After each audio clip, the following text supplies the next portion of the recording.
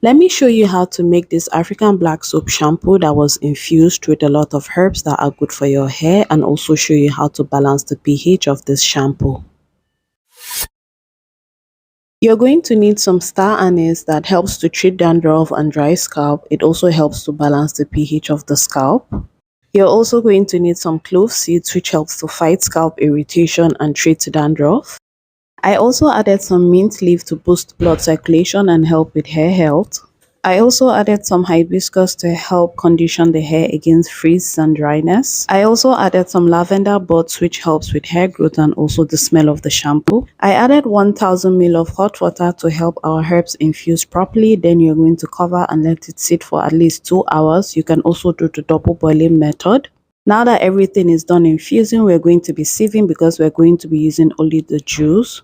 So this is what we have at the moment. Next, you're going to get between 100 to 150 grams of African black soap. Then you're going to be transferring your infused water into it. We're going to be melting our soap in it.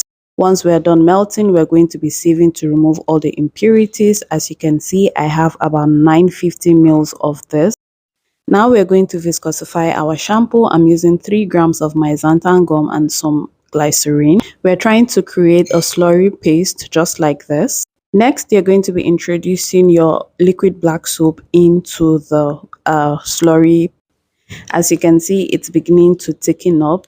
Do not worry if it's not viscous enough. You can always add more viscosifier if you want. Well, as you know, the pH of black soap is always high. This can also affect the viscosity of your shampoo. So we're going to be using this pH kit to see what the pH of the shampoo is at the moment. So the right pH for your scalp is supposed to be between 4.5 to 5, and the pH of most African black soap is between 8 to 10. As you can see, this shampoo is around 10, so we'll try to lower it down. So I'm going to be using my white vinegar to lower it down. If you have apple cider vinegar, you can use it. You can also use citric acid, but I decided to use my white vinegar to do this. So I actually wanted my pH to be around 7. I wanted it to be in the neutral state. I didn't want it to be too alkaline and I didn't want it to be too acidic. So I'm trying to bring it down to just 7. So the two colors you should be focusing on is the two middle colors, the green and the yellow. It's because this is African black soap, that's why it's a little bit darker. As you can see, I have it on 7 and the viscosity also improved. But if you're not okay with this viscosity, you can always add more viscosifier.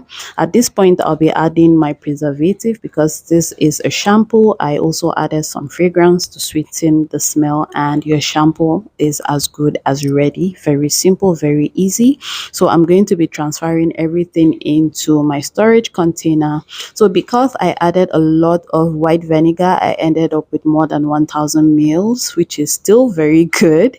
So let me show you guys how this lathers. So this is me trying to wash my hair. This is just the first wash, and as you can see, this lathers really well. It's not going to leave your hair dry because of all the herbs, and because we lowered the pH, your hair is not going to feel dry. It's just going to be in the right state. And yeah, that's it. I hope you guys enjoyed it. Please do not forget to like, subscribe, and also share a comment. Thank you.